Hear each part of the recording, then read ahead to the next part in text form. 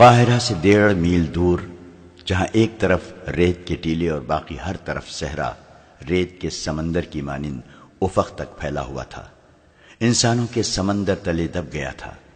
یہ لاکھوں انسانوں کا ہجوم تھا، ان میں شتر سوار بھی تھے اور گھوڑا سوار بھی، بہت سے لوگ گدھوں پر بھی سوار تھے۔ تعداد ان کی زیادہ تھی جن کے پاس کوئی سواری نہیں تھی۔ لا تعداد ہجوم 4-5 دنوں سے صحرا کی اس وسعت میں جمع ہونا شروع ہو گیا تھا۔ قاہرہ کے بازاروں میں بھیڑ اور رونق زیادہ ہو گئی تھی، سرائے بھر گئی تھی۔ یہ لوگ دور دور سے اس سرکاری منادی پر آئے تھے کہ 6-7 روز بعد قاہرہ کے مضافاتی ریگستان میں مصر کی فوج گھوڑ سواری، شتر سواری، دوڑتے گھوڑوں اور اونٹوں سے تیر اندازی اور بہت سے جنگی کمالات کا مظاہرہ کرے گی۔ منادی میں یہ اعلان بھی کیا گیا تھا کہ غیر فوجی لوگ بھی ان مظاہروں میں جس کسی کو چاہیں تیغ زنی، کشتی، دوڑتے گھوڑوں کی لڑائی اور تیر اندازی وغیرہ کے لیے للکار کر مقابلہ کر سکتے ہیں۔ یہ منادی صلاح الدین ایوبی نے کرائی تھی۔ اس کے 2 مقاصد تھے، ایک یہ کہ لوگوں کو فوج میں بھرتی ہونے کی ترغیب ملے گی، اور دوسرے یہ کہ جو لوگ ابھی تک سلطان کو فوجی لحاظ سے کمزور سمجھتے ہیں ان کے شکوک رفع ہو جائیں۔ سلطان ایوبی کو جب یہ اطلاعیں ملنے لگیں کہ لوگ 6 روز پہلے ہی تماشا گاہ میں جمع ہونا شروع ہو گئے ہیں تو وہ بہت خوش ہوا، مگر علی بن سفیان پریشان سا نظر آتا تھا۔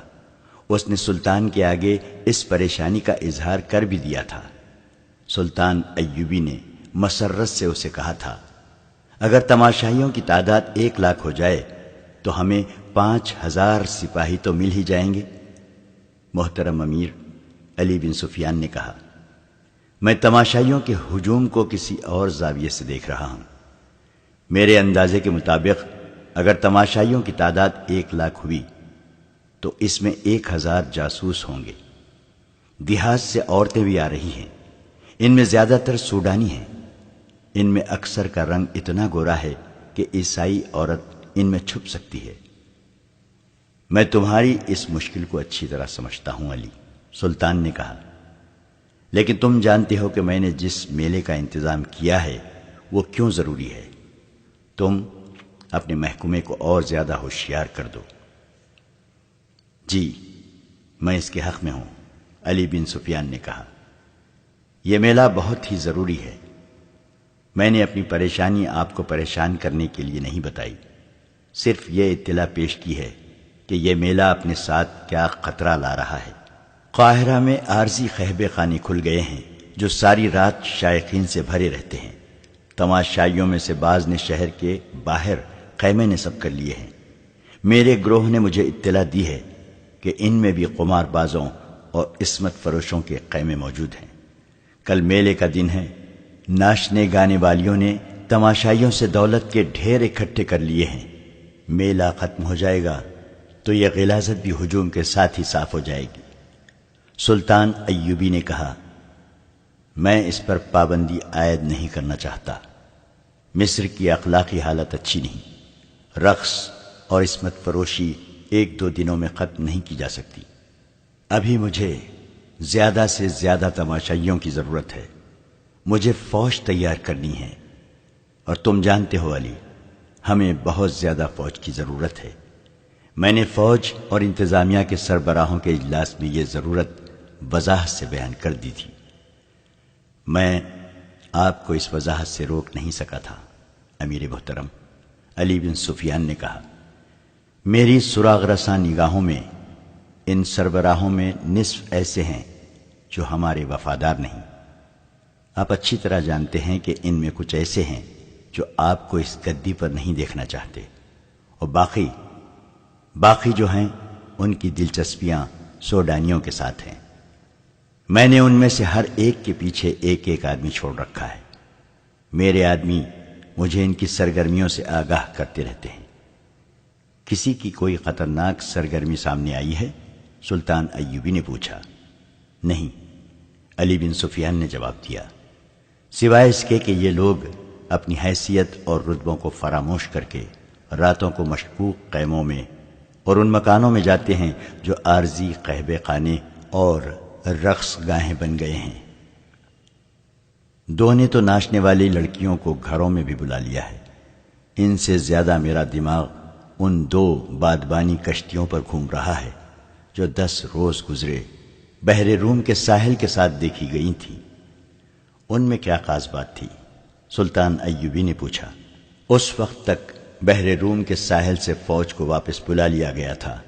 وہاں ڈھکی چھپی جگہوں پر 2 فوجی سمندر پر نظر رکھنے کے لیے بٹھا دیے گئے تھے۔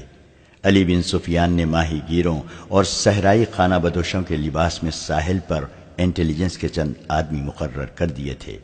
یہ اہتمام ایک تو اس لیے کیا گیا تھا کہ صلیبی اچانک حملہ نہ کریں، اور دوسرے اس لیے کہ ادھر سے صلیبیوں کے جاسوس نہ آ سکیں۔ مگر ساحل بہت لمبا تھا، کہیں کہیں چٹانیں بھی تھیں جہاں سمندر اندر آ جاتا تھا۔ سارے ساحل پر نظر نہیں رکھی جا سکتی تھی۔ 10 روز گزرے ایسی ہی ایک جگہ سے جہاں سمندر چٹانوں کے اندر آیا ہوا تھا۔ 2 بادبانی کشتیاں نکلتی دیکھی تھیں۔ وہ شاید رات کو آئی تھیں۔ انہیں جاتا دیکھ کر سلطان کے 2 سوار سرپٹ گھوڑے دوڑاتے اس جگہ پہنچے جہاں سے کشتیاں نکل کر گئی تھیں۔ وہاں کچھ بھی نہ تھا، کوئی انسان نہیں تھا، اور کشتیاں سمندر میں دور چلی گئی تھیں۔ کشتیوں اور بادبانوں کی ساخت بتاتی تھی کہ یہ مصر کے ماہی گیروں کی نہیں، سمندر پار کی معلوم ہوتی تھیں۔ سوار تھوڑی دور تک صحرا میں گئے، انہیں کسی انسان کا سراغ نہیں ملا۔ انہوں نے قاہرہ اطلاع بھجوا دی تھی کہ ساحل کے ساتھ 2 مشکوک کشتیاں دیکھی گئی ہیں۔ علی بن سفیان کے لیے یہ ممکن نہ تھا کہ ریگزار میں انہیں ڈھونڈ لیتا جو کشتیوں میں سے اترے تھے۔ اطلاع پہنچتے پہنچتے 3 دن گزر گئے تھے۔ یہ بھی یقین نہیں تھا کہ کشتیوں سے کون اترا ہے۔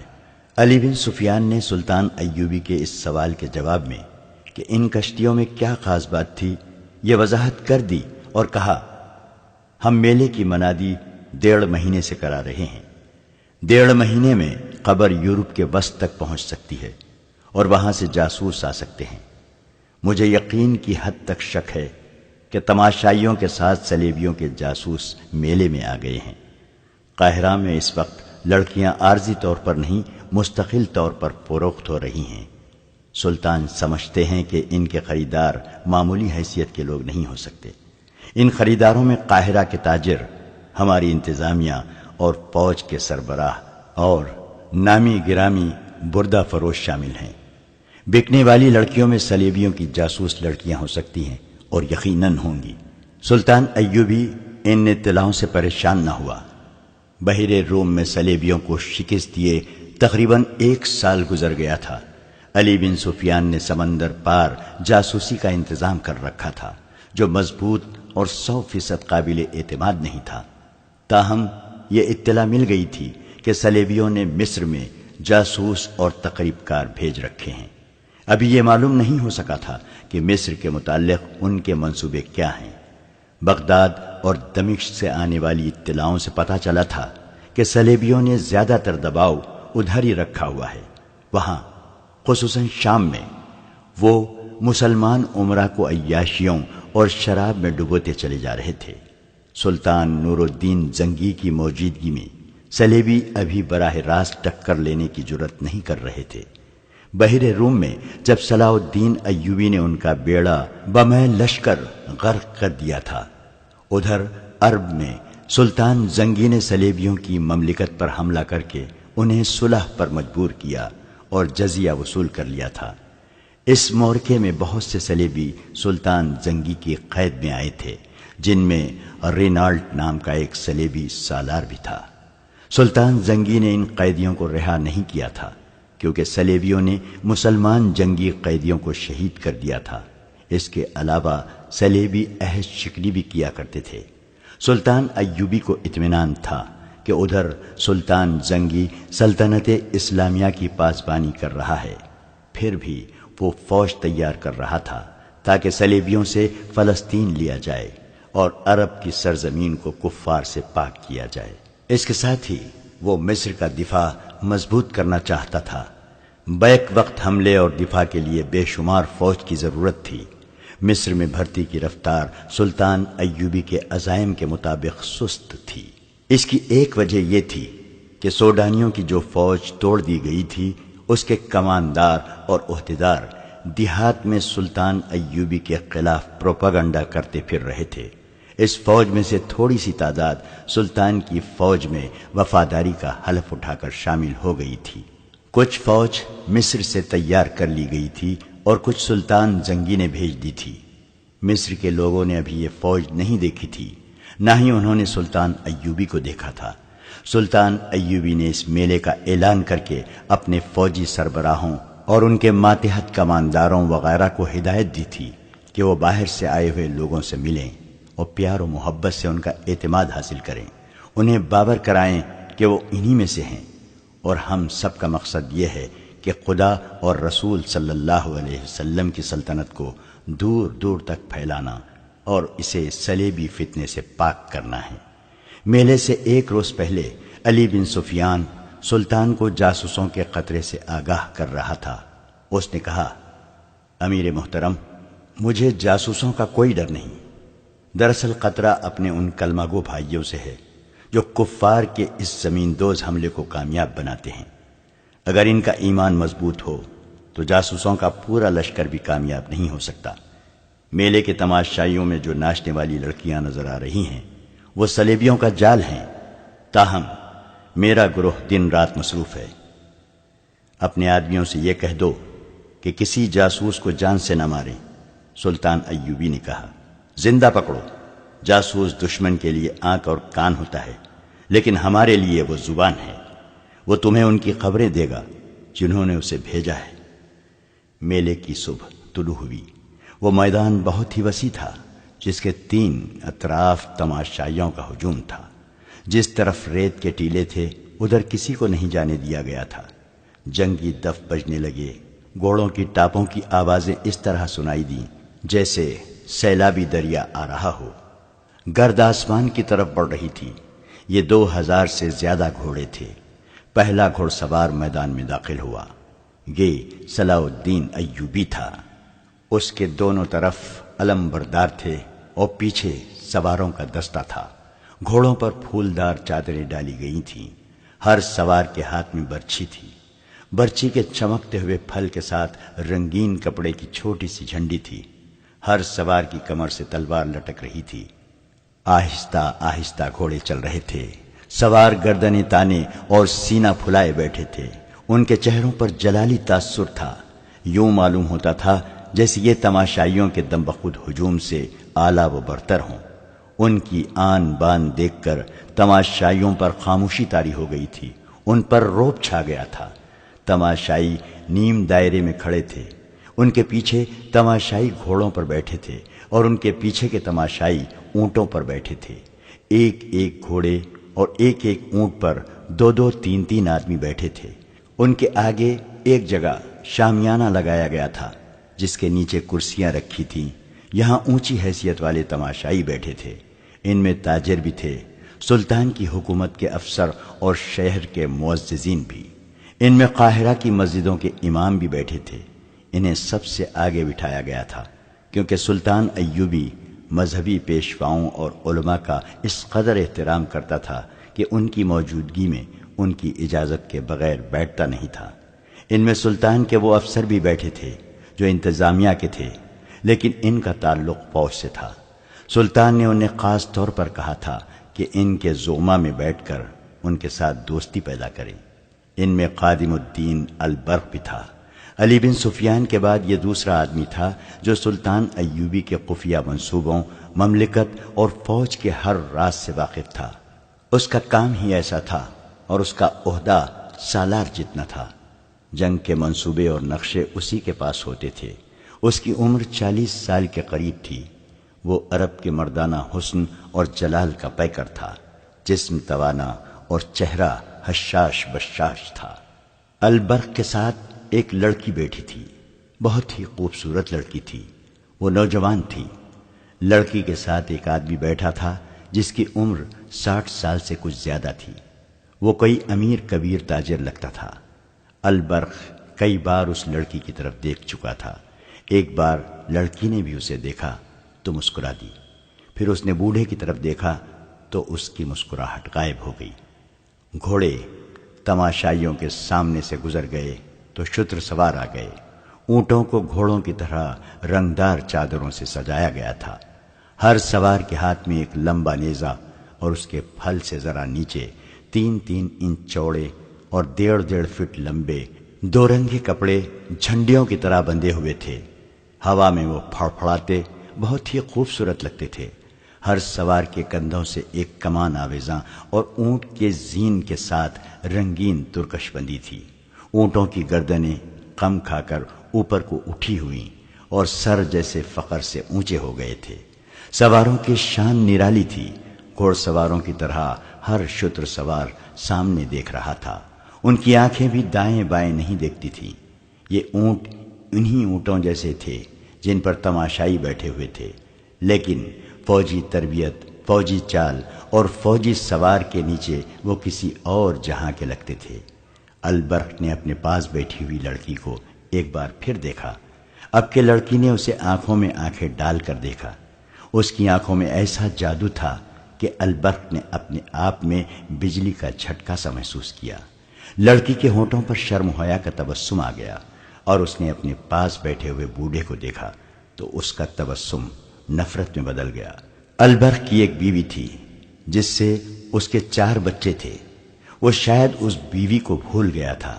وہ لڑکی کے اس قدر قریب بیٹھا تھا کہ لڑکی کا اٹھا ہوا ریشمی نقاب ہوا سے اڑ کر کئی بار البرق کے سینے سے لگا۔ ایک بار اس نے نقاب ہاتھ سے پرے کیا تو لڑکی نے شرما کر معذرت کی۔ البرق مسکرایا، منہ سے کچھ نہ کہا۔ شتر سواروں کے پیچھے پیادہ فوج آ رہی تھی۔ ان میں تیر اندازوں اور تیغ زنوں کے دستے تھے۔ ان کی ایک ہی جیسی چال، ایک ہی جیسے ہتھیار اور ایک ہی جیسا لباس تماشائیوں پر وہی تاثر طاری کر رہا تھا جو سلطان ایوبی کرنا چاہتا تھا۔ سپاہیوں کے چہروں پر تندرستی اور توانائی کی رونق تھی۔ وہ خوش و خرم اور مطمئن نظر آتے تھے۔ یہ ساری فوج نہیں، صرف منتخب دستے تھے۔ ان کے پیچھے منجنیقیں آ رہی تھیں جنہیں گھوڑے گھسیٹ رہے تھے۔ ہر منجنیق دستے کے پیچھے ایک ایک گھوڑا گاڑی تھی جس میں بڑے بڑے پتھر اور ہانڈیوں کی قسم کے برتن رکھے تھے۔ ان میں تیل جیسی کوئی چیز بھری ہوئی تھی جو منجنیقوں سے پھینکی جاتی تھی۔ جہاں یہ برتن گرتا تھا وہ کئی ٹکڑوں میں ٹوٹ کر سیال مادے کو بہت سی جگہ پر بکھیر دیتا تھا۔ اس پر آتشی تیر چلائے جاتے تو سیال مادہ شعلے میں تبدیل ہو جاتا تھا۔ سلطان ایوبی کی قیادت میں یہ سوار اور پیادہ دستے نیم دائرے میں کھڑے اور بیٹھے ہوئے تماشائیوں کے آگے سے دور آگے نکل گئے۔ صلاح الدین ایوبی راستے میں سے واپس آ گیا۔ اس کے گھوڑے کے آگے علمبردار کے گھوڑے، دائیں بائیں اور پیچھے محافظوں کے گھوڑے اور ان کے پیچھے نائب سالاروں کے گھوڑے تھے۔ سلطان نے گھوڑا روک لیا، کود کر اترا اور تماشائیوں کو ہاتھ ہوا میں لہرا لہرا کر سلام کرتا شامیانے کے نیچے چلا گیا۔ وہاں بیٹھے ہوئے تمام لوگ اٹھ کھڑے ہوئے۔ سلطان ایوبی نے سب کو سلام کیا اور اپنی نشست پر بیٹھ گیا۔ سوار اور پیادہ دستے دور آگے جا کر ٹیلوں کے عقب میں چلے گئے۔ میدان خالی ہو گیا۔ ایک گھوڑ سوار سرپٹ گھوڑا دوڑاتا آیا۔ اس کے ایک ہاتھ میں گھوڑے کی لگام اور دوسرے میں اونٹ کی رسی تھی۔ اونٹ گھوڑے کی رفتار کے ساتھ دوڑتا آ رہا تھا۔ میدان کے وسط میں آ کر گھوڑ سوار گھوڑے پر کھڑا ہو گیا۔ اس نے باگیں چھوڑ دیں۔ وہ اچھل کر اونٹ کی پیٹھ پر کھڑا ہو گیا۔ وہاں سے کود کر گھوڑے کی پیٹھ پر آ گیا اور وہاں سے زمین پر کود گیا۔ چند قدم گھوڑے اور اونٹ کے ساتھ بھاگا، پھر کود کر گھوڑے پر سوار ہوا۔ گھوڑے اور اونٹ کی رفتار میں کوئی فرق نہیں آیا تھا۔ گھوڑے کی پیٹھ سے وہ اونٹ کی پیٹھ پر چلا گیا اور دور آگے جا کر غائب ہو گیا۔ قادم الدین البرق دائیں کو ذرا سا جھکا۔ اس کے منہ اور لڑکی کے سر کے درمیان 2-3 انچ کا فاصلہ رہ گیا تھا۔ لڑکی نے اسے دیکھا۔ البرق مسکرایا۔ لڑکی شرما گئی۔ بوڑھے نے دونوں کو دیکھا۔ اس کے بوڑھے ماتھے کی شکن گہرے ہو گئے۔ اچانک ٹیلوں کے پیچھے سے ہانڈیوں کی طرح کے مٹی کے وہ برتن جو گھوڑا گاڑیوں پر لدے ہوئے تھے اوپر کو جاتے، آگے آتے اور میدان میں گرتے نظر آئے۔ برتن ٹوٹتے تھے تو تیل اچھل کر بکھر جاتا تھا۔ کم و بیش 100 برتن گرے اور ان سے نکلا ہوا مادہ تقریباً 100 گز لمبائی اور اسی قدر چوڑائی میں بکھر گیا۔ ایک ٹیلے پر 6 تیر انداز نمودار ہوئے۔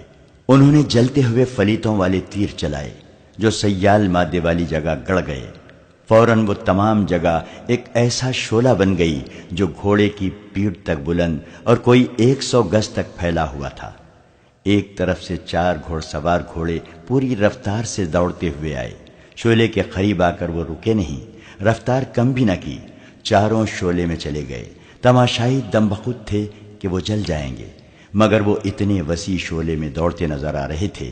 آخر وہ چاروں شعلے میں سے نکل گئے۔ تماشائیوں نے داد تحسین کا وہ شور بلند کیا کہ آسمان پھٹنے لگا۔ 2 سواروں کے کپڑوں کو آگ لگی ہوئی تھی۔ دونوں بھاگتے گھوڑوں سے ریت پر گرے اور تھوڑی دور لڑکیاں کھاتے ہوئے گئے۔ ان کے کپڑوں کی آگ بجھ گئی۔ البرخ اس شور و غل اور سواروں کے کمالات سے نظریں پھیرے ہوئے لڑکی کو دیکھ رہا تھا۔ لڑکی اس کی طرف دیکھتی اور ذرا سا مسکرا کر بوڑھے کو دیکھنے لگتی۔ بوڑھا اٹھ کر جانے کیوں چلا گیا۔ لڑکی اسے جاتا دیکھتی رہی۔ البرخ کو معلوم تھا کہ لڑکی بوڑھے کے ساتھ آئی ہے۔ اس نے لڑکی سے پوچھا، تمہارے والد صاحب کہاں چلے گئے ہیں؟ یہ میرا باپ نہیں، لڑکی نے جواب دیا، میرا خاوند ہے۔ خاوند؟ البرخ نے حیرت سے پوچھا، کیا یہ شادی تمہارے والدین نے کرائی ہے؟ اس نے مجھے خریدا ہے، لڑکی نے اداس لہجے میں کہا۔ وہ کہاں گیا ہے؟ البرخ نے پوچھا۔ ناراض ہو کر چلا گیا ہے، لڑکی نے جواب دیا۔ اسے شک ہو گیا ہے کہ میں آپ کو دلچسپی سے دیکھتی ہوں۔ کیا تم واقعی مجھے دلچسپی سے دیکھتی ہو؟ البرخ نے رومانی انداز سے پوچھا۔ لڑکی کے ہونٹوں پر شرمیلی سی مسکراہٹ آ گئی۔ دھیمی سی آواز میں بولی، میں اس بوڑھے سے تنگ آ گئی ہوں۔ اگر کسی نے مجھے اس سے نجات نہ دلائی تو میں خودکشی کر لوں گی۔ میدان میں سوار اور پیادہ فوجی حیران کن کرتب دکھا رہے تھے اور حرب و ضرب کے مظاہرے کر رہے تھے۔ تماشائیوں نے جنگی مظاہرے پہلے کبھی نہیں دیکھے تھے۔ انہوں نے صرف سوڈانی فوج دیکھی تھی جو خزانے کے لیے سفید ہاتھی بنی ہوئی تھی۔ اس کے کماندار بادشاہوں کی طرح باہر نکلتے تھے۔ ان کے ساتھ اگر فوج کا دستہ ہو تو وہ دیہات کے لیے مصیبت بن جاتے تھے۔ مویشی تک کھول کر لے جاتے تھے۔ کسی کے پاس اچھی نسل کا اونٹ گھوڑا دیکھیے تو زبردستی لے جاتے تھے۔ لوگوں کے دل میں یہ بات بیٹھ گئی تھی کہ فوج رعایا پر ظلم و تشدد کرنے کے لیے رکھی جاتی ہے، لیکن سلطان کی فوج بہت مختلف تھی۔ ایک تو وہ دستے تھے جو مظاہرے میں شریک تھے، باقی فوج کو سلطان کی ہدایت کے مطابق تماشائیوں میں پھیلا دیا گیا تاکہ وہ لوگوں کے ساتھ گھل مل کر ان پر یہ تاثر پیدا کریں کہ فوجی ان کے بھائی ہیں اور انہی میں سے ہیں۔ بدتمیزی یا بد اخلاقی کرنے والے فوجی کے لیے بڑی سخت سزا مقرر کی گئی تھی۔ خادم الدین البرخ جو سلطان ایوبی کی جنگی مشاورتی محکمے کا سربراہ اور رازداں تھا، سلطان کی ہدایات اور میلے کے شور و غل سے بالکل ہلا تعلق ہو گیا تھا۔ لڑکی ایک جادو بن کر اس کے عقل پر غالب آ گئی تھی۔ اس نے لڑکی میں دلچسپی کا اظہار کیا، اسے لڑکی نے قبول کر لیا تھا۔ اس سے دونوں کے لیے سہولت پیدا ہو گئی۔ البرخ نے کہیں ملنے کو کہا تو لڑکی نے جواب دیا کہ وہ خریدی ہوئی لونڈی ہے اور اس بوڑھے نے اسے قید میں رکھا ہوا ہے، وہ اس پر ہر وقت نظر رکھتا ہے۔ لڑکی نے یہ بھی بتایا کہ بوڑھے کے گھر 4 بیویاں ہیں۔ البرخ نے اپنے رتبے کو فراموش کر دیا۔ عشق باز نوجوان کی طرح اس نے ملاقات کی وہ جگہ بتانی شروع کر دی جہاں آوارہ آدمیوں کے سوا کوئی نہیں جاتا تھا۔ ان جگہوں میں ایک جگہ لڑکی کو پسند آ گئی۔ یہ شہر سے باہر قدیم زمانے کا کوئی کھنڈر تھا۔ البرخ نے لڑکی سے یہ وعدہ بھی کیا کہ وہ اسے بوڑھے سے آزاد کرانے کی کوشش کرے گا۔ تیسری رات البرخ گھر سے نکلا۔ وہ حاکموں کی شان سے گھر سے نکلا کرتا تھا، مگر اس رات وہ چوروں کی طرح باہر نکلا۔ ادھر ادھر دیکھا اور ایک طرف میں چل پڑا۔ قاہرہ پر سکوت طاری تھا۔ فوجی میلے ختم ہوئے 2 دن گزر گئے تھے۔ باہر سے آئے ہوئے تماشائی جا چکے تھے۔ سرکاری حکم کے تحت عارضی قہبہ خانے اٹھا دیے گئے تھے۔ علی بن سفیان کا محکمہ اب یہ سراغ لگاتا پھر رہا تھا کہ باہر سے آئی ہوئی کتنی لڑکیاں اور کتنے مشکوک لوگ شہر یا مضافات یا دیہات میں رہ گئے ہیں۔ میلے کا مقصد پورا ہو گیا تھا۔ 2 ہی دنوں میں 4000 جوان فوج میں بھرتی ہو گئے تھے اور مزید بھرتی کی توقع تھی۔ البرخ شہر سے نکل گیا اور اس نے اس کھنڈر کا رخ کیا جہاں لڑکی کو آنا تھا۔ صحرائی گیدڑوں کے سوا زمین و آسمان گہری نیند سو گئے تھے۔ لڑکی نے البرخ سے کہا تھا کہ وہ بوڑھے کی قیدی ہے اور وہ اس پر ہر وقت نظر رکھتا ہے۔ پھر بھی البرخ اس امید پر جا رہا تھا کہ لڑکی ضرور آئے گی۔ ممکنہ خطروں سے نمٹنے کے لیے اس کے پاس ایک خنجر تھا۔ عورت ایسا جادو ہے کہ جس پر طاری ہو جائے وہ کسی کی پرواہ نہیں کیا کرتا۔ عقل و دانش اس کا ساتھ چھوڑ جاتے ہیں۔ البرخ پختہ عمر کا آدمی تھا مگر وہ نادان نوجوان بن گیا تھا۔ ایسے اندھیرے میں کھنڈر کے قریب ایک تاریک سایہ سر سے پاؤں تک لبادے میں لپٹا ہوا نظر آیا اور کھنڈر کے کھڑے سیاہ بھوت میں جذب ہو گیا۔ تو پھر وہ تیز تیز چلتا کھنڈر میں پہنچ گیا۔ گری ہوئی دیوار کے شگاف سے وہ اندر آ گیا۔ آگے اندھیرا کمرہ تھا۔ چھت میں بڑی زور سے کوئی بہت بڑا پرندہ پھڑپڑایا۔ البرخ نے ہوا کے تیز جھونکے محسوس کیے اور اچانک اس کے منہ پر تھپڑ پڑا۔ اس کے ساتھ ہی اسے چی چی کی آوازیں سنائی دینے لگیں۔ وہ جان گیا کہ یہ بڑے چمگادڑ ہیں جن کے پنجے اس کا منہ لوچ ڈالیں گے۔ وہ بیٹھ گیا اور پاؤں پر سرکتا کمرے سے نکل گیا۔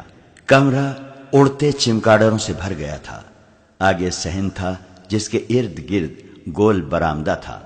البرخ نے یہ بھی نہ سوچا کہ ایک خریدی ہوئی قیدی لڑکی جس پر ہر وقت نظر رکھی جاتی ہے اس ہیبت ناک کھنڈر میں کیسے آئے گی، مگر برآمدے میں کسی کے قدموں کی دبی دبی آہٹ نے اسے بتا دیا کہ یہاں کوئی موجود ہے۔ اس نے کمر سے خنجر نکال کر ہاتھ میں لے لیا۔ اس کے سر پر چمگادڑ اڑ رہے تھے۔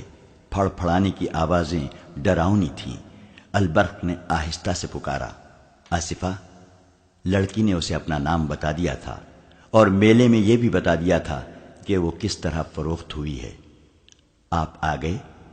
اسے آصفہ کی آواز سنائی دی۔ وہ برآمدے میں سے دوڑتی آئی اور البرخ کے ساتھ چپک گئی۔ کہنے لگی، آپ کی خاطر جان کو خطرے میں ڈال کر آئی ہوں۔ مجھے جلدی واپس جانا ہے۔ بوڑھے کو شراب میں نیند کا سفوف پلا آئی ہوں۔ وہ جاگ نہ اٹھے۔ کیا تم اسے شراب میں زہر نہیں پلا سکتی؟ البرخ نے پوچھا۔ میں نے کبھی قتل نہیں کیا، آصفہ نے کہا۔ میں نے تو کبھی یہ بھی نہیں سوچا تھا کہ اس طرح کسی غیر مرد سے ملنے اس ڈراؤنے کھنڈر میں آؤں گی۔ البرخ نے اسے بازوؤں میں جکڑ لیا۔ اچانک ان کے پیچھے برآمدہ روشن ہو گیا۔ جس کمرے میں سے البرخ گزر کر آیا تھا اس میں سے 2 مشعلیں نکلیں۔ یہ لکڑیوں کے سروں پر تیل میں بھیگے ہوئے کپڑے لپیٹ کر بنائی گئی تھیں۔ ان کے شعلے خاصے بڑے تھے۔ البرخ نے آصفہ کو اپنے پیچھے کر لیا۔ اس کے ہاتھ میں خنجر تھا۔ یہ کھنڈر میں رہنے والی بدروہیں تھیں یا لڑکی کے تعاقب میں اس کا خاوند آ گیا تھا؟ البرخ ابھی سوچ ہی رہا تھا کہ ایک آواز گرجی، دونوں کو قتل کر دو۔ مشعلیں قریب آئیں تو ان کے ناشتے شعلوں میں البرخ اور آصفہ کو 4 آدمی نظر آئے۔ ایک کے ہاتھ میں برچھی اور 3 کے پاس تلواریں تھیں۔ انہوں نے مشعلیں زمین میں گاڑ دیں۔ کھنڈر کا صحن روشن ہو گیا۔ چاروں آدمی البرخ کے گرد بھوکے بھیڑیوں کی طرح آہستہ آہستہ چکر میں چلنے لگے۔ آصفہ اس کے پیچھے تھی۔ برآمدے میں سے ایک اور آواز آئی، مل گئے؟ زندہ نہ چھوڑنا۔ یہ لڑکی کے بوڑھے قائدین کی آواز تھی۔ آصفہ البرخ کے عقب سے آگے آ گئی۔ اس نے حقارت اور غصے سے بوڑھے سے کہا، آگے آؤ اور مجھے قتل کر دو۔ میں تم پر لعنت بھیجتی ہوں۔ میں اپنی مرضی سے یہاں آئی ہوں۔ چاروں مسلح آدمی ان کے گرد کھڑے تھے۔ برچی والے نے برچی آہستہ آہستہ آصفہ کی طرف کی اور اس کی نوک اس کے پہلو سے لگا کر کہا، مرنے سے پہلے برچی کی نوک دیکھ لو، لیکن تم سے پہلے یہ شخص تڑپ تڑپ کر تمہارے سامنے مرے گا جس کی خاطر تم یہاں آئی ہو۔ آصفہ نے جھپٹا مار کر برچھی پکڑ لی اور جھٹکا دے کر برچھی چھین لی۔ آصفہ البرق سے الگ ہو گئی اور للکار کر کہا، آؤ آگے آؤ، میں دیکھتی ہوں کہ تم مجھ سے پہلے اس آدمی کو کس طرح قتل کرتے ہو۔ البرق خنجر آگے کیے اس کے سامنے آ گیا۔ لڑکی نے برچھی سے اس پر وار کیا جس سے اس نے برچھی چھیننی تھی۔ وہ آدمی پیچھے کو بھاگا۔ اس کے ساتھیوں نے البرق پر حملہ کرنے کی بجائے صرف پینترے بدلے۔ وہ البرق کو آسانی سے قتل کر سکتے تھے مگر وہ بڑھ کر حملہ نہیں کر رہے تھے۔ آصفہ کی للکار گرج رہی تھی۔ وہ بڑھ کر وار کرتی تھی مگر وار خالی جاتا تھا۔ البرق نے ایک آدمی پر خنجر سے حملہ کیا تو دو آدمی اس کے پیچھے آئے۔ آصفہ ایک ہی جست میں اس کے پیچھے ہو گئی۔ اس کے ہاتھ میں لمبی برچھی تھی جو تلوار کا مقابلہ کر سکتی تھی۔ خنجر تلوار کے مقابلے میں کچھ بھی نہیں تھا۔ بوڑھا ایک طرف کھڑا اپنے آدمیوں کو للکار رہا تھا۔ تھوڑی سی دیر انہوں نے البرق اور آصفہ پر حملے کیے۔ آصفہ ان پر ٹوٹ ٹوٹ پڑتی تھی۔ البرق وار بچاتا تھا اور خنجر سے وار کرنے کی کوشش کرتا تھا مگر عجیب امر یہ تھا کہ لڑکی کے حملوں کے باوجود کوئی زخمی نہیں ہوا۔ بوڑھے کے آدمیوں نے بھی تیغ زنی کے جوہر دکھائے مگر البرق اور آصفہ کو خراش تک نہ آئی۔ اتنے میں بوڑھے نے کہا، رک جاؤ، اور لڑائی بند ہو گئی۔ میں ایسی بے وفا لڑکی کو گھر میں نہیں رکھنا چاہتا۔ بوڑھے نے کہا، مجھے معلوم نہیں تھا کہ اتنی دلیر اور بہادر ہے۔ اگر اسے میں زبردستی لے بھی گیا تو یہ مجھے قتل کر دے گی۔ میں تمہیں اس کی پوری قیمت دوں گا۔ البرق نے کہا، کہو تم نے اسے کتنے میں خریدا تھا؟ بوڑھا ہاتھ بڑھا کر آگے بڑھا اور البرق سے ہاتھ ملا کر بولا، میرے پاس دولت کی کمی نہیں، میں یہ لڑکی تمہیں بخش دیتا ہوں۔ اسے تمہارے ساتھ اتنی محبت ہے کہ تمہاری خاطر اتنے سارے آدمیوں کے مقابلے میں آ گئی ہے۔ میں اسے اس لیے بھی تمہارے حوالے کرتا ہوں کہ یہ جنگجو نسل کی لڑکی ہے۔ میں تاجر اور سوداگر ہوں، یہ کسی تم جیسے جنگجو کے گھر میں اچھی لگے گی۔ تیسری وجہ یہ ہے کہ تم سلطان صلاح الدین ایوبی کی حکومت کے حاکم ہو۔ میں سلطان کا وفادار اور مرید ہوں۔ میں تمہیں ناراض نہیں کرنا چاہتا۔ جاؤ، میں نے اسے طلاق دی اور اسے تم پر حلال کر دیا۔ چلو دوستو، انہیں اکیلا چھوڑ دو۔ وہ مشعلیں اٹھا کر چلے گئے۔ البرق کی حیرت کی انتہا یہ تھی کہ اس کے پاؤں تلے زمین ہلنے لگی۔ اسے یقین نہیں آ رہا تھا۔ وہ اسے بوڑھے کا فریب سمجھ رہا تھا۔ اسے یہ خطرہ نظر آ رہا تھا کہ یہ لوگ راستے میں گھات لگا کر ان دونوں کو قتل کریں گے۔ آصفہ کے ہاتھ میں برچھی تھی۔ وہ البرق نے لے لی اور کچھ دیر بعد کھنڈر سے نکلے۔ وہ دائیں بائیں اور پیچھے دیکھتے تیز تیز چلنے لگے۔ ذرا سی آہٹ سنائی دیتی تو وہ چونک کر رک جاتے۔ ہر طرف اندھیرے میں دیکھنے کی کوشش کرتے اور آہستہ آہستہ چل پڑتے۔ شہر میں داخل ہوئے تو ان کی جان میں جان آئی۔ آصفہ نے رک کر بازو البرق کے گلے میں ڈال دیے اور پوچھا، آپ کو مجھ پر اعتماد ہے یا نہیں؟ البرق نے اسے سینے سے لگا لیا۔ اس پر جذبات کا اتنا غلبہ تھا کہ کچھ بول نہ سکا۔ لڑکی نے اسے بے دام خرید لیا تھا۔ اسے یہ تو اب پتہ چلا تھا کہ لڑکی اسے کیسی دیوانگی سے چاہتی ہے اور کتنی بہادر ہے۔ دراصل وہ لڑکی کے حسن پر مر مٹا تھا۔ اس کی بیوی اس کی ہم عمر تھی۔ آصفہ کو دیکھ کر اس نے محسوس کیا کہ وہ بیوی اس کے کام کی نہیں رہی۔ اس دور میں جب عورت فروخت ہوتی تھی، گھر میں بیوی کی کوئی حیثیت نہ تھی۔ بیک وقت 4 بیویاں تو خاوند اپنا حق سمجھتا تھا، لیکن جو پیسے والے تھے وہ 2-4 خوبصورت لڑکیاں بغیر نکاح کے رکھ لیتے تھے۔ مسلمان امراء کو عورت نے ہی تباہ کیا تھا۔ ان کے ہاں یہ بھی رواج تھا کہ ایک آدمی کی بیویاں خاوند کی خوشنودی حاصل کرنے کے لیے ڈھونڈ ڈھونڈ کر خوبصورت لڑکیاں خاوند کو بطور تحفہ پیش کرتی تھیں۔ البرق جب آصفہ کو ساتھ لیے گھر میں داخل ہوا تو سب سوئے ہوئے تھے۔ صبح اس کی بیوی نے اپنے خاوند کے پلنگ پر اتنی حسین لڑکی دیکھی تو اسے ذرہ بھر محسوس نہ ہوا کہ اس کا سہاگ اجڑ گیا ہے، بلکہ وہ خوش ہوئی کہ اس کے اتنے اچھے خاوند کو اتنی خوبصورت لڑکی مل گئی ہے۔ اس کے آ جانے سے وہ کچھ فرائض سے سبکدوش ہو گئی تھی۔ البرق کی حیثیت ایسی تھی کہ وہ ایک اور بیوی یا داشتہ رکھ سکتا تھا۔ صلاح الدین ایوبی مسلمانوں کو عورت سے اور عورت کو مسلمانوں سے آزاد کرنا چاہتا تھا۔ وہ ایک خاوند ایک بیوی کا حکم نافذ کرنا چاہتا تھا، مگر ابھی وہ ہر اس امیر اور وزیر کو دشمن بنانے سے ڈرتا تھا جس نے کئی لڑکیوں کو گھروں میں رکھا ہوا تھا۔ عورت کے خریدار یہی لوگ تھے۔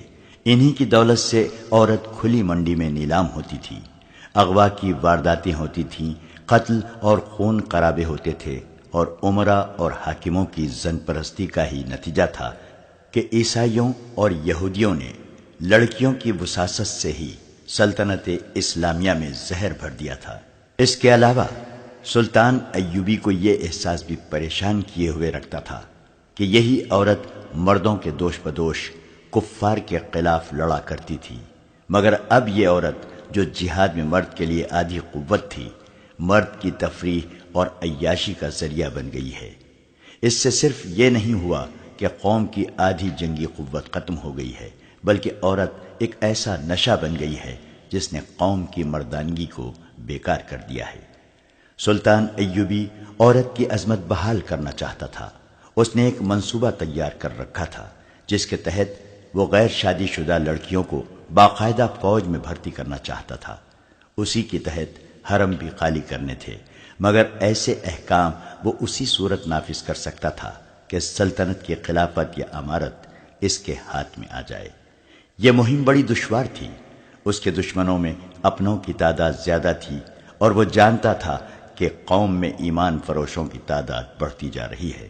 اسے یہ معلوم نہیں ہوا تھا کہ اس کا ایک معتمد خاص اور حکومت کے رازوں کا رکھوالا قادم الدین البرق بھی ایک نوجوان حسینہ کو گھر لے آیا ہے، اور یہ لڑکی اس کے اعصاب پر ایسی بری طرح چھا گئی ہے کہ وہ اب فرائض سلطنت سے بے پرواہ ہو سکتا ہے۔ فوجی میلے میں مصر کے لوگ سلطان ایوبی کی فوجی طاقت سے مرعوب نہیں ہوئے، بلکہ اسے اسلامی اور مصری فوج سمجھ کر اس سے متاثر ہوئے تھے۔ سلطان ایوبی تقریریں کرنے والا حاکم نہیں تھا، لیکن اس دن اتنے بڑے اجتماع سے اس نے خطاب کرنا ضروری سمجھا۔ اس نے کہا کہ یہ فوج قوم کی عصمت کی محافظ اور اسلام کی پاسبان ہے۔ اس نے صلیبیوں کے عزائم تفصیل سے بیان کیے اور مصریوں کو بتایا کہ عرب میں مسلمان عمرا اور حاکموں کی تیش پرستی کی وجہ سے صلیبیوں نے وہاں مسلمانوں کا جینا حرام کر رکھا ہے۔ وہ قافلوں کو لوٹ لیتے ہیں، مسلمان لڑکیوں کو اغوا کر کے بے آبرو کرتے، پھر انہیں بیچ ڈالتے ہیں۔ سلطان ایوبی نے لوگوں کو قومی جذبے سے آگاہ کر کے انہیں کہا کہ وہ فوج میں بھرتی ہو کر اپنی بیٹیوں کی عصمت اور اسلام کی عظمت کی پاسبانی کریں۔ سلطان کی تقریر میں جوش تھا اور ایسا تاثر کہ تماشائیوں کے دلوں میں ہلچل مچ گئی، اور اسی روز جوان آدمی فوج میں بھرتی ہونے لگے۔ 10 روز تک بھرتی ہونے والوں کی تعداد 6000 ہو گئی۔ اس میں کم و بیش 1500 جوان اپنے اونٹ ساتھ لائے اور 1000 کے قریب گھوڑوں اور خچروں سمیت آئے۔ سلطان نے انہیں جانوروں کا معاوضہ فوری طور پر ادا کر دیا اور فوج نے ان کی ٹریننگ شروع کر دی۔ میلے کے 3 ماہ بعد سلطان کی فوج میں 3 جرائم کی رفتار بڑھنے لگی: چوری، جوا بازی اور رات کی غیر حاضری۔ یہ جرائم اس سے پہلے بھی ہوتے تھے، لیکن نہ ہونے کے برابر تھے۔ فوجی میلے کے بعد یہ وبا کی صورت اختیار کرنے لگے۔ ان تینوں کی بنیاد جوا بازی تھی۔ چوری کی وارداتیں اسی حد تک محدود تھیں کہ سپاہی کی کوئی ذاتی چیز چرا کر بازار میں بیچ ڈالتا تھا، مگر ایک رات فوج کے 3 گھوڑے غائب ہو گئے۔ سواروں اور سپاہیوں کی تعداد پوری تھی، کوئی بھی غیر حاضر نہیں تھا۔ اگر اس نقصان کو نظر انداز کر دیا جاتا تو اگلی بار 10 گھوڑے چوری ہو جاتے۔ اعلی حکام تک رپورٹ پہنچی۔ انہوں نے نوجوانوں کو سزا سے ڈرایا، خدا سے ڈرایا، مگر یہ تینوں جرائم بڑھتے گئے۔ ایک رات ایک سپاہی پکڑا گیا۔ وہ کہیں سے کیمپ میں آ رہا تھا۔ اس سے پہلے رات کو غیر حاضر ہونے والے سپاہی چوری چھپی سنتریوں سے بچ کر نکل جاتے اور بچتے بچاتے آ جاتے تھے، لیکن یہ سپاہی لڑکھڑاتا آ رہا تھا۔ سنتری نے اسے دیکھ لیا اور اسے پکارا۔ سپاہی رک گیا اور گر پڑا۔ سنتری نے دیکھا کہ یہ خون میں نہایا ہوا ہے، اسے اٹھا کر اپنے عہدیدار کے پاس لے آیا۔ اس کی مرہم پٹی کی گئی، مگر وہ زندہ نہ رہ سکا۔ مرنے سے پہلے اس نے بتایا تھا کہ وہ اپنے ایک ساتھی سپاہی کو قتل کر آیا ہے۔ اس کی لاش کیمپ سے نصف کوس دور ایک خیمے میں پڑی ہے۔ اس کے بیان کے مطابق وہاں 3 خیمے تھے۔ وہ لوگ خانہ بدوش تھے، ان کے پاس خوبصورت عورتیں تھیں۔ وہ ان عورتوں کی نمائش فوجیوں میں کیا کرتے تھے۔ رات کو سپاہی وہاں تک پہنچ جاتے، وہ دوسروں کو بتاتے تو وہ بھی چلے جاتے۔ وہ خانہ بدوش صرف عصمت فروش نہیں تھے، ان کی ہر عورت اپنے ہر فوجی گاہک کو یہ تاثر دیتی تھی کہ وہ اس پر فدا ہے اور اس کے ساتھ شادی کر لے گی۔ بعد کی تحقیقات سے پتہ چلا کہ انہوں نے سپاہیوں میں رقابت پیدا کر دی تھی۔ اسی کا نتیجہ تھا کہ یہ 2 سپاہی خانہ بدوشوں کے خیمے میں لڑ پڑے، ایک مارا گیا اور دوسرا زخمی ہو کر آیا اور بیان دے کر مر گیا۔ دوسرے سپاہی کی لاش لانے کے لیے آدمی روانہ کر دیے گئے، ان کے ساتھ ایک کماندار بھی تھا۔ مرنے والے سپاہی نے راستہ اور جگہ بتا دی تھی۔ وہاں گئے تو دیکھا کہ سپاہی کی لاش پڑی ہے، خیمے نہیں ہیں۔ وہاں کے نشان بتا رہے تھے کہ یہاں سے خیمے اکھاڑے گئے ہیں۔ رات کے وقت ان کی تلاش ممکن نہیں تھی۔ سپاہی کی لاش اٹھا لائے۔ اس حادثے کی رپورٹ سلطان ایوبی کو دی گئی اور یہ بھی بتایا گیا کہ فوج میں جرائم بڑھ گئے ہیں اور 3 گھوڑے بھی چوری ہو چکے ہیں۔ سلطان نے علی بن سفیان کو بلا کر کہا کہ وہ سپاہیوں کے بھیس میں اپنے سراغ رساں فوج میں شامل کر کے معلوم کرے کہ یہ جرائم کیوں بڑھ گئے ہیں۔ سلطان نے اس سلسلے میں البرق کو بھی حکم دیا۔ اس کیوں کا جواب شہر کے اندر موجود تھا، جہاں تک علی بن سفیان کے سراغ رسانوں کی رسائی محال تھی۔ یہ ایک بہت بڑا قلعہ نما مکان تھا۔ مصریوں کا ایک کنبہ نہیں بلکہ پورا خاندان اس میں رہتا تھا۔ اس مکان اور مکینوں کو شہر میں عزت حاصل تھی، کیونکہ یہاں خیرات بہت تقسیم ہوتی تھی۔ ناداروں کو یہاں سے مالی مدد ملتی تھی۔ فوجی میلے میں اس خاندان نے سلطان ایوبی کو اشرفیوں کی 2 تھیلیاں فوج کے لیے پیش کی تھی۔ یہ سوداگر خاندان تھا۔ مصر میں سلطان ایوبی کے آنے سے پہلے یہ مکان سوڈانی فوج کے بڑے رتبے والوں اور انتظامیہ کے حاکموں کی مہمان گاہ بنا رہا تھا۔ سوڈانیوں کو سلطان ایوبی نے آ کر ختم کر دیا تو اس خاندان کی وفاداریاں حکومت کے ساتھ رہیں اور یہ سلطان ایوبی کا وفادار ہو گیا۔ جس روز سلطان ایوبی نے البرق اور علی بن سفیان کو حکم دیا کہ وہ فوج میں جرائم کی وبا کی وجوہات معلوم کریں، اس سے اگلی رات اس مکان کے ایک کمرے میں 10-12 آدمی بیٹھے تھے۔ شراب کا دور چل رہا تھا۔ کمرے میں ایک بوڑھا آدمی داخل ہوا۔ اسے دیکھ کر سب اٹھ کھڑے ہوئے۔ اس کے ساتھ ایک بڑی خوبصورت لڑکی تھی جس کا آدھا چہرہ نقاب میں تھا۔ کمرے میں داخل ہوتے ہی دروازہ بند کر دیا گیا اور لڑکی نے نقاب اٹھا دیا۔ وہ بوڑھے کے ساتھ بیٹھ گئی۔ کل امیر مصر تک اطلاع پہنچ گئی ہے کہ فوج میں جوے بازی اور بدکاری بڑھ گئی ہے۔ بوڑھے نے کہا، ہماری آج کی یہ نشست بہت اہم ہے۔ امیر نے سپاہیوں کے بھیس میں فوج میں سراغ رساں شامل کرنے کا حکم دے دیا ہے۔ ہمیں ان سراغ رسانوں کو ناکام کرنا ہے۔ تازہ اطلاع بڑی ہی امید افزا ہے۔ 2 مصری سپاہیوں نے ایک عورت پر لڑ کر ایک دوسرے کو قتل کر دیا ہے۔ یہ ہماری کامیابی کی ابتدا ہے۔ 3 مہینوں میں صرف ایک مسلمان سپاہی نے دوسرے کو قتل کیا اور خود بھی قتل ہوا۔ ایک آدمی نے بوڑھے کی بات کاٹ کر کہا، کامیابی کی یہ رفتار بہت سست ہے۔ کامیابی ہم اسے کہیں گے جب ایوبی کا کوئی نائب سالار اپنے سالار کو قتل کر دے گا۔ میں تو کامیابی اسے کہوں گا جب کوئی سالار یا نائب سالار صلاح الدین ایوبی کو قتل کر دے گا۔ بوڑھے نے کہا، مجھے معلوم ہے کہ 1000 سپاہی قتل ہو جائیں تو بھی کوئی فرق نہیں پڑتا۔ ہمارا مطمع نظر ایوبی کا قتل ہے۔ آپ سب کو پچھلے سال کے دونوں واقعات یاد ہوں گے۔ ساحل پر سلطان ایوبی پر تیر چلایا گیا، وہ قطع گیا۔ روم سے آدمی آئے، وہ ایسے ناکام ہوئے کہ سب کے سب مارے گئے اور ایک بدبخت مسلمان ہو گیا۔ اس سے کیا ظاہر ہوتا ہے؟ یہی کہ سلطان کو قتل کرنا اتنا آسان نہیں جتنا آپ لوگ سمجھتے ہیں۔ یہ بھی ہو سکتا ہے کہ ایوبی قتل ہو جائے تو اس کا جانشین اس سے زیادہ سخت اور کٹر مسلمان ثابت ہو۔ اس لیے یہ طریقہ زیادہ بہتر ہے کہ اس کی فوجوں کو اس خوبصورت تباہی کے راستے پر ڈال دو جس پر سلیب کے ستاروں نے بغداد اور دمشق کے مسلمان عمرا اور حاکموں کو ڈال دیا ہے۔ سلیب کے پرستاروں اور سوڈانیوں کو شکست کھائے 1 سال گزر گیا ہے۔ ایک نے کہا، اس 1 سال میں آپ نے کیا کیا ہے؟ محترم، آپ بڑا لمبا راستہ اختیار کر رہے ہیں۔ 2 آدمیوں کا قتل بے حد لازمی ہے، ایک صلاح الدین ایوبی، دوسرا علی بن سفیان۔ اگر علی بن سفیان کو ختم کر دیا جائے تو ایوبی اندھا اور بہرا ہو جائے۔ ایک اور نے کہا، میں نے وہ آنکھیں حاصل کر لی ہیں جو سلطان ایوبی کے سینے کے ہر ایک راز کو دیکھ سکتی ہیں۔ بوڑھے نے کہا، اور اس لڑکی کی پیٹھ پر ہاتھ رکھا جو اس کے ساتھ آئی تھی۔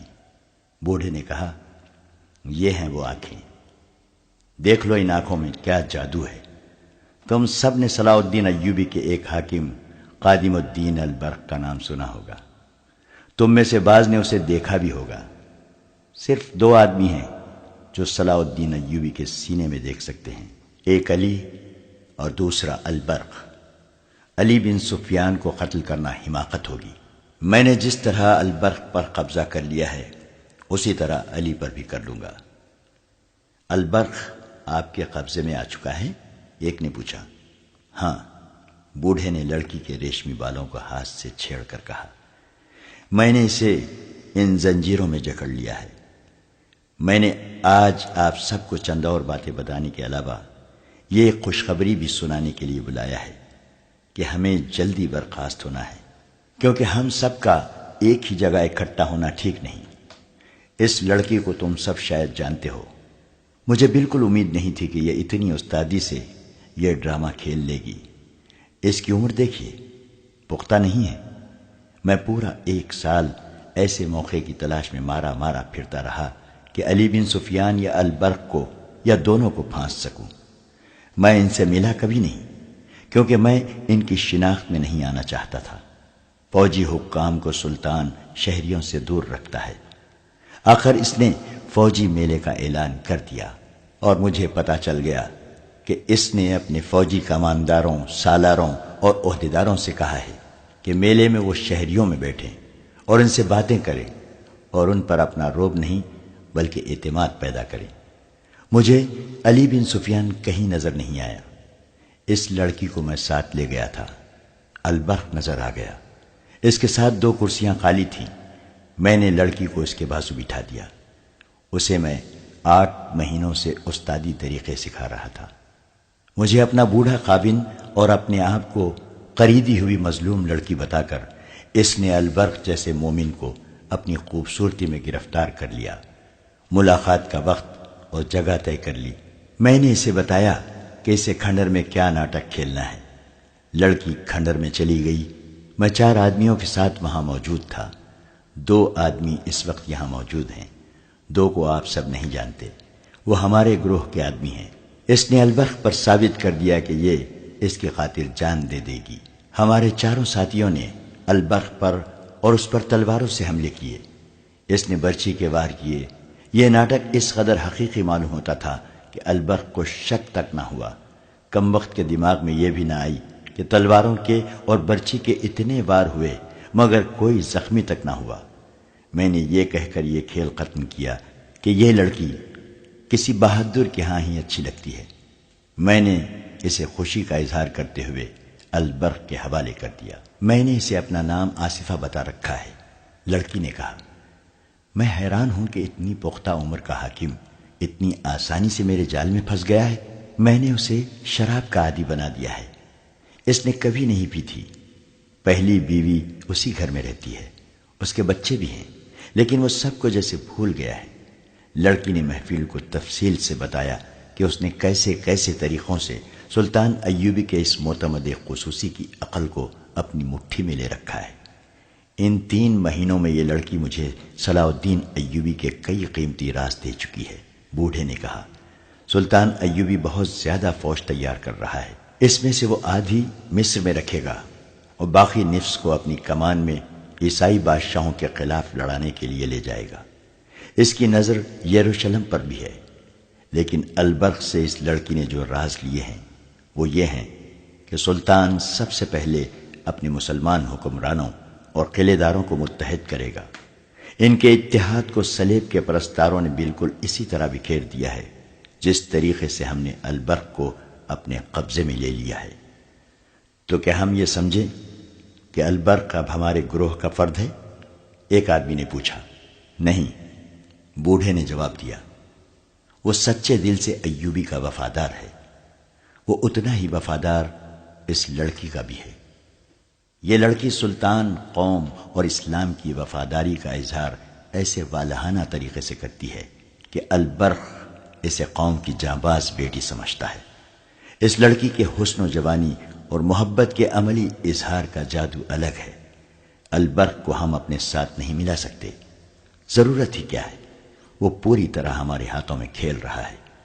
سلطان ایوبی اور کیا کرنا چاہتا ہے؟ اس گروہ کے ایک رکن نے پوچھا۔ اس کے ذہن میں سلطنت اسلامیہ ہے، بوڑھے نے کہا۔ وہ صلیب کی سلطنت میں اسلام کا جھنڈا گاڑنے کا منصوبہ بنا چکا ہے۔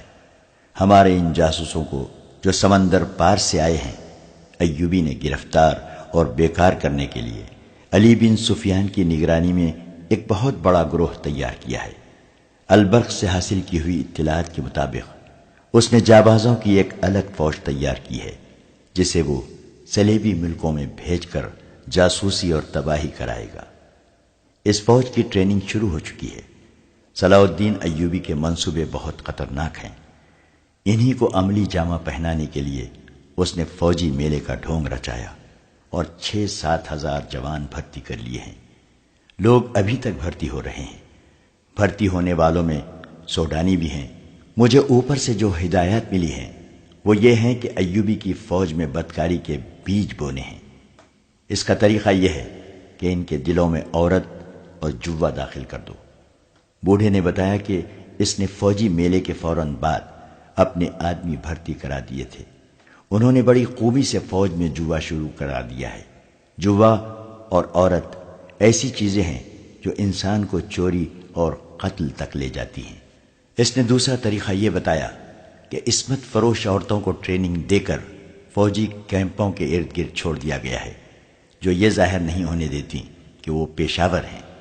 انہوں نے سلطان کے فوجیوں کو بدی کے راستے پر ڈالنے کے ساتھ ساتھ ان میں رقابت بھی پیدا کر دی ہے۔ بوڑھے نے کہا، اس کی کامیابی پرسوں سامنے آئی ہے۔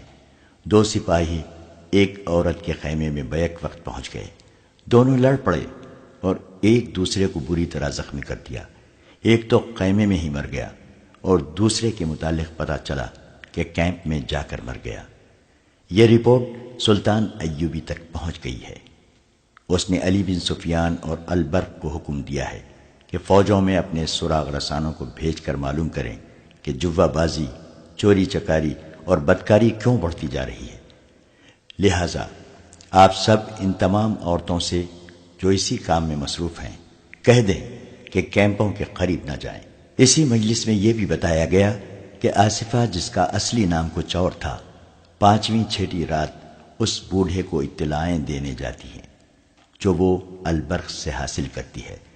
جس رات اسے باہر نکلنا ہوتا ہے وہ البرق کو شراب میں خاص صفوف کھول کر پلا دیتی ہے۔ اس کے اثر سے صبح تک اس کی آنکھ نہیں کھل سکتی۔ مجلس میں یہ انکشاف بھی ہوا کہ مصر کے شہروں اور قصبوں میں خفیہ قہبہ خانے اور قمار خانے قائم کر دیے گئے ہیں۔ ان کے اثرات امید افزا ہیں۔ تربیت یافتہ عورتیں اچھے اچھے گھرانوں کے نوجوانوں کو بدکاری کے راستے پر ڈالتی جا رہی ہیں۔ اب کوشش یہ کی جائے گی کہ مسلمان لڑکیوں میں بھی بے حیائی کا رجحان پیدا کیا جائے۔ یہ محفل جو جاسوسوں کا ایک خفیہ اجلاس تھا، برخاست ہوئی۔ وہ سب اکٹھے باہر نہ نکلے۔ ایک آدمی باہر جاتا تھا، 10-15 منٹ بعد دوسرا آدمی نکلتا تھا۔ بوڑھا بھی چلا گیا تھا، صرف آصفہ اور ایک آدمی رہ گیا۔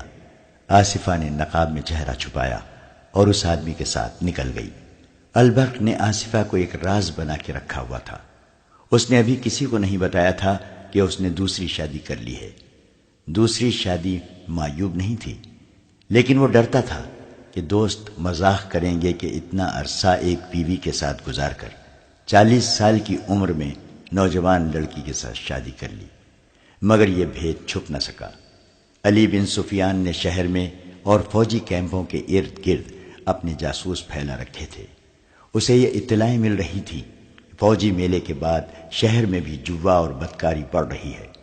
ایک روز ایک سراغ رساں نے علی بن سفیان کو یہ رپورٹ دی کہ گزشتہ 3 مہینوں میں اس نے 4 بار دیکھا ہے کہ قادم الدین البرق کے گھر سے رات اس وقت جب سب سو جاتے ہیں ایک عورت سیاہ لبادے میں لپٹی ہوئی نکلتی ہے۔ وہ تھوڑی دور جاتی ہے تو ایک آدمی اس کے ساتھ ہو جاتا ہے۔ سراغ رساں نے بتایا کہ 2 بار اس نے یہیں تک دیکھا۔ تیسری بار اس نے اس عورت کا پیچھا کیا۔ وہ اس آدمی کے ساتھ ایک مکان میں چلی گئی، وہاں سے کچھ دیر بعد نکلی اور اس آدمی کے ساتھ واپس چلی گئی۔ اس سراغ رساں نے بتایا کہ اس نے اس عورت کو گزشتہ رات گھر سے نکلتے ایک آدمی کے ساتھ جاتے دیکھا تو تعقب کیا۔ وہ اسی مکان میں داخل ہو گئی۔ ذرا سی دیر بعد وہ ایک آدمی کے ساتھ مکان سے نکلی۔ وہ دونوں شہر کے ایک بہت بڑے مکان میں داخل ہو گئے۔ سراغ رساں مکان سے دور دور رہا۔ بہت سا وقت گزر جانے کے بعد اس مکان سے ایک ایک کر کے 11 آدمی نکلے۔ آخر میں یہ عورت ایک آدمی کے ساتھ نکلی۔ سراغ رساں اندھیرے سے فائدہ اٹھاتے ہوئے ان کے تعقب میں گیا۔ البرق کے مکان سے کچھ دور آدمی ایک اور طرف چلا گیا اور عورت البرق کے مکان میں داخل ہو گئی۔ سراغ رساں البرق جیسے حاکم کے گھر کے متعلق کوئی بات کہنے کی جرت نہیں کر سکتا تھا، لیکن علی بن سفیان کی ہدایات اور احکام بڑے ہی سخت تھے۔ اس نے اپنے جاسوسوں، مخبروں اور سراغ رسانوں سے کہہ رکھا تھا کہ وہ سلطان ایوبی کی کسی حرکت کو شک سے دیکھے تو بھی اسے بتائیں۔ وہ کسی کے رتبے کا لحاظ نہ کریں۔ جہاں انہیں کسی قسم کا شک ہو، خواہ کتنا ہی معمولی کیوں نہ ہو، وہ علی بن سفیان کو تفصیل سے بتائیں۔ یہ سبق جاسوسی کی ٹریننگ میں شامل تھا کہ جاسوسی کی کامیابی کا دار و مدار ایسی ہی حرکتوں اور باتوں سے ہوتا ہے جنہیں بے معنی سمجھ کر نظر انداز کر دیا جاتا ہے۔ اس سراغ رساں نے 4 مرتبہ جو مشاہدہ کیا تھا وہ علی بن سفیان کے لیے اہم تھا۔ وہ البرق کی بیوی کو اچھی طرح جانتا تھا۔ وہ ایسی عورت نہیں تھی کہ راتوں کو کسی غیر مرد کے ساتھ باہر جائے۔ البرق کی کوئی بیٹی جوان بھی نہیں تھی۔ یہ تو کسی کو بھی علم نہ تھا کہ البرق نے ایک نوجوان لڑکی کے ساتھ شادی کر لی ہے۔ اس نے اس مسئلے پر بہت غور کیا۔ اسے یہ خیال بھی آ گیا کہ البرق اس کا دوست بھی ہے۔ اسے حق پہنچتا تھا کہ اس کے دوست کے گھر میں کوئی گڑبڑ ہے تو اس کے لیے کچھ کرے، مگر اس کے ذہن میں جو سوچ غالب تھی وہ یہ تھی کہ شہر میں مشکوک عورتوں کا ریلا سا آ گیا تھا۔ کہیں ایسا تو نہیں کہ البرق کسی بدکار عورت کے چکر میں آ گیا ہو۔ ایک طریقہ اس کے دماغ میں آ گیا۔ اس نے اپنے محکومے کی ایک عورت کو اس روپ میں البرق کے گھر میں بھیجا کہ وہ ایک مظلوم عورت ہے، اس کا خاوند مر گیا ہے اور اس کے بیٹے آوارہ ہو گئے ہیں، لہٰذا اس کی اعانت کی جائے۔ ہدایت کے مطابق یہ عورت اس وقت البرق کے گھر میں گئی جب وہ گھر میں نہیں تھا۔ دوسری ہدایت کے مطابق وہ سارے گھر میں پھری تو اسے آصفہ نظر آ گئی۔ یہ عورت البرق کی پہلی بیوی سے ملی، اپنی فریاد پیش کی اور کہا کہ البرق کی پہلی بیوی یعنی البرق سے اس کی سفارش کرے۔ باتوں باتوں میں اس نے کہا، آپ کی بیٹی کی شادی ہو گئی ہے یا ابھی کنواری ہے؟ اسے جواب ملا، یہ میری بیٹی نہیں، میری خاوند کی دوسری بیوی ہے۔ 3 مہینے ہوئے انہوں نے دوسری شادی کر لی ہے۔ علی بن سفیان کے لیے یہ اطلاع حیران کن تھی۔ اس کے دل میں یہی شک پیدا ہو گیا کہ رات کو باہر جانے والی اس کی نئی بیوی ہو سکتی ہے۔ علی نے ایک اور عورت کے ہاتھ البرق کی پہلی بیوی کو پیغام بھیجا کہ وہ اسے کہیں باہر ملنا چاہتا ہے، مگر البرق کو پتہ نہ چلے۔ اس نے یہ بھی کہلا بھیجا تھا کہ ان کے گھر کے متعلق کوئی بہت ہی ضروری بات کرنی ہے۔ علی نے ملاقات کے لیے ایک جگہ بھی بتا دی اور وقت وہ بتایا جب البرق دفتر میں مصروف ہوتا تھا۔ وہ آ گئی۔ علی بن سفیان کے دل میں اس معزز عورت کا بہت ہی احترام تھا۔ اس نے البرق کی بیوی سے کہا کہ اسے معلوم ہوا ہے کہ البرق نے دوسری شادی کر لی ہے۔ بیوی نے جواب دیا، خدا کا شکر ہے کہ اس نے دوسری شادی کی ہے، چوتھی اور پانچویں نہیں کی۔ باتیں کرتے کرتے علی بن سفیان نے پوچھا، وہ کیسی ہے؟ بہت خوبصورت ہے، بیوی نے جواب دیا۔ شریف بھی ہے؟ علی بن سفیان نے پوچھا۔ آپ کو اس پر کسی قسم کا شک تو نہیں؟ کچھ دیر تک وہ گہری سوچ میں پڑی رہی۔ علی نے کہا، اگر میں یہ کہوں کہ وہ کبھی کبھی رات کو باہر چلی آتی ہے تو آپ برا تو نہ مانیں گی؟ وہ مسکرائی اور کہنے لگی، میں خود پریشان تھی کہ یہ بات کس سے کروں۔ میرے خاوند کا یہ حال ہے کہ اس کا غلام ہو گیا ہے، مجھ سے تو اب بات بھی نہیں کرتا۔ میں اس لڑکی کے خلاف خاوند کے ساتھ بات کروں تو مجھے گھر سے نکال دے، وہ سمجھے گا کہ میں حسد سے شکایت کر رہی ہوں۔ یہ لڑکی صاف نہیں۔ ہمارے گھر میں شراب کی بو بھی کبھی نہیں آئی تھی، اب وہاں مٹکے خالی ہوتے ہیں۔ شراب؟ علی بن سفیان نے چونک کر پوچھا، البرق شراب بھی پینے لگا ہے؟ صرف پیتا نہیں، بیوی نے کہا، بدمست اور مدہوش ہو جاتا ہے۔ میں نے 6 بار اس لڑکی کو رات کے وقت باہر جاتے اور بہت دیر بعد آتے دیکھا ہے۔ میں نے یہ بھی دیکھا ہے کہ جس رات لڑکی کو باہر جانا ہوتا ہے اس رات البرق بے ہوش ہو جاتا ہے، صبح بہت دیر سے اٹھتا ہے۔ لڑکی بدماش ہے، اسے دھوکہ دے رہی ہے۔ لڑکی بدماش نہیں، علی بن سفیان نے کہا، وہ جاسوس ہے۔ وہ البرق کو نہیں، قوم کو دھوکہ دے رہی ہے۔ جاسوس؟ بیوی نے چونک کر کہا، میرے گھر میں جاسوس؟ وہ اٹھ کھڑی ہوئی، دانت پیس کر بولی، آپ جانتے ہیں کہ میں شہید کی بیٹی ہوں۔ البرق پکا مسلمان تھا، اس نے زندگی اسلام کے نام پر وقف کر رکھی تھی۔ میں بچوں کو جہاد کے لیے تیار کر رہی ہوں، اور آپ کہتے ہیں کہ میرے بچوں کا باپ ایک جاسوس لڑکی کے قبضے میں آ گیا ہے؟ میں اپنے بچوں کے باپ کو قربان کر سکتی ہوں، قوم اور اسلام کو قربان ہوتا نہیں دیکھ سکتی۔ میں دونوں کو قتل کر دوں گی۔ علی بن سفیان نے اسے بڑی مشکل سے ٹھنڈا کیا اور اسے سمجھایا کہ ابھی یہ یقین کرنا ہے کہ یہ لڑکی جاسوس ہے، اور یہ بھی دیکھنا ہے کہ البرق بھی جاسوسوں کے گروہ میں شامل ہو گیا ہے یا اسے شراب پلا کر صرف استعمال کیا جا رہا ہے۔ اس عورت کو یہ بھی بتایا گیا ہے کہ جاسوسوں کو قتل نہیں گرفتار کیا جاتا ہے، اور ان کے دوسرے ساتھیوں کے متعلق پوچھا جاتا ہے۔ علی بن سفیان نے اسے کچھ ہدایات دی اور اسے کہا کہ وہ لڑکی کی ہر حرکت پر نظر رکھے۔ یہ عورت چلی گئی۔ یوں معلوم ہوتا تھا جیسے علی بن سفیان کی ہدایت پر ٹھنڈے دل سے عمل کرے گی، مگر اس کی چال اور اس کے انداز سے یہ بھی معلوم ہوتا تھا کہ کسی بھی وقت بے قابو ہو جائے گی۔ وہ حرم کی عورت نہیں تھی، وہ خاوند کی وفادار بیوی اور ملک و ملت پر جان نثار کرنے والی قوم کی بیٹی تھی۔ خادم الدین البرق اور علی بن سفیان صرف رفیق کار ہی نہیں تھے، ان کی گہری دوستی بھی تھی۔ وہ ہم عمر تھے، انہوں نے اکٹھے مورچے لڑے تھے، دونوں سلطان ایوبی کے پرانے ساتھی تھے۔ اتنی گہری دوستی کے باوجود البرق نے علی بن سفیان سے دوسری شادی چھپا رکھی تھی۔ علی کو معلوم ہوا تو اس نے البرق کے ساتھ اس ضمن میں کوئی بات نہ کی۔ وہ اس کی بیوی کی وساطت سے اس کے گھر کا معمہ حل کرنے کی کوششوں میں لگا ہوا تھا۔ اس نے البرق کے مکان اور اس مکان کے درمیان اپنے جاسوسوں میں اضافہ کر دیا تھا، جہاں البرق کی نئی بیوی رات کو جایا کرتی تھی۔ البرق کی پہلی بیوی کے ساتھ باتیں کیے 2 راتیں گزر گئی تھیں، لڑکی باہر نہیں نکلی تھی۔ جاسوس پوری رات بیدار رہے تھے۔ تیسری رات نصف شب سے ذرا پہلے علی بن سفیان گہری نیند سویا ہوا تھا۔ اس نے اپنے عملے اور اپنے ملازموں سے کہہ رکھا تھا کہ وہ جب چاہیں اسے جگا سکتے ہیں۔ وہ ان حاکموں سے مختلف تھا جو کسی کو آرام میں مقل ہونے کی اجازت نہیں دیتے تھے۔ اس رات علی کو ملازم نے گہری نیند سے بیدار کیا اور کہا، عمر آیا ہے، گھبرایا ہوا ہے۔ علی بن سفیان کمان سے نکلے ہوئے تیر کی طرح کمرے سے نکلا صحن 2-3 چھلانگوں میں عبور کیا اور دیوڑی سے باہر نکل گیا۔ اس کے عملے کا ایک آدمی باہر کھڑا تھا۔ اس نے کہا، ملازم کو دوڑائیں، 10-12 سوار فوراً منگوائیں، اپنا گھوڑا جلدی تیار کریں، پھر آپ کو بتاتا ہوں کہ کیا ہوا ہے۔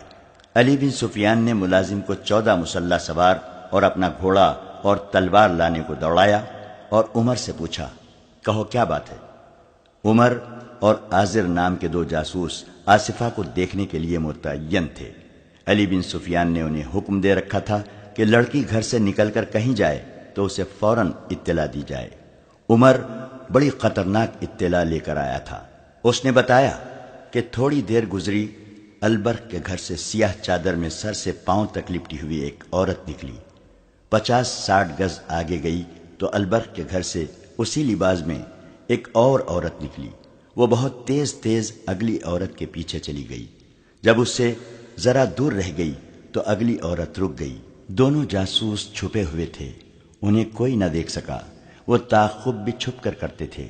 دونوں عورتوں میں نہ جانے کیا بات ہوئی۔ ان میں سے ایک نے تالی بجائی۔ کہیں قریب سے ایک آدمی نکلا، اس نے بعد میں آنے والی عورت کو پکڑنا چاہا۔ عورت نے اس پر کسی ہتھیار کا وار کیا جو اندھیرے میں نظر نہیں آتا تھا۔ اس آدمی نے بھی اس پر ہتھیار سے وار کیا۔ جو عورت پہلے آئی تھی اس کی آواز سنائی دی، اسے اٹھا کر لے چلو۔ دوسری عورت نے اس پر وار کیا، اس کی چیخ سنائی دی۔ دوسری عورت نے اس پر ایک اور وار کیا اور آدمی کا وار بچایا بھی۔ دونوں عورتیں زخمی ہو گئی تھیں۔ عمر علی بن سفیان کو اطلاع دینے دوڑ پڑا۔ آزار وہیں چھپا رہا، اسے یہ دیکھنا تھا کہ یہ لوگ کہاں جاتے ہیں۔ علی بن سفیان نے اس قسم کے ہنگامی حالات کے لیے تیز رفتار اور تجربے کار لڑاکا سواروں کا ایک دستہ تیار رکھا ہوا تھا۔ یہ سوار اپنے گھوڑوں کے قریب سوتے تھے، زینے اور ہتھیار ان کے پاس رہتے تھے۔ انہیں یہ مشق کرائی جاتی تھی کہ رات کے وقت ضرورت پڑنے پر وہ چند منٹوں میں تیار ہو کر ضرورت کی جگہ پہنچیں۔